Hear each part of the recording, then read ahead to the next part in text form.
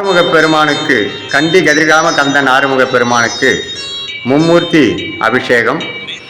சிவன், முகுந்தன் மற்றும் பிரம்மன் இவர்கள் மூன்றும் ஒன்றாக சேர்ந்த சொரூபமாக இந்த அபிஷேகம் இந்த கிருத்திகையில் மிக சிறப்பாக செய்யப்படும் அபிஷேகம்.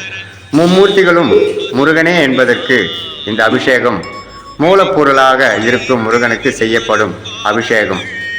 முகுந்தன் பெருமாளாகவும், ருத்ரன் சிவனாகவும், காலத்தில் படைப்பவன் பிரம்மனாகவும் மூன்று பேரும் ஒன்றாக சேர்ந்து ஒரே சொரூபமாக ஆறுமுக பெருமானுக்கு செய்யப்படும் இந்த அபிஷேகம் மும்மூர்த்தி அபிஷேகம். இந்த அபிஷேகம் காண்பதற்கு மிகவும் பெரிய பாக்கியம் செய்திருக்க வேண்டும் என்பதை விட இதை பார்த்தாலே சகல சம்பத்தும் நமக்கு வந்து சேரும்.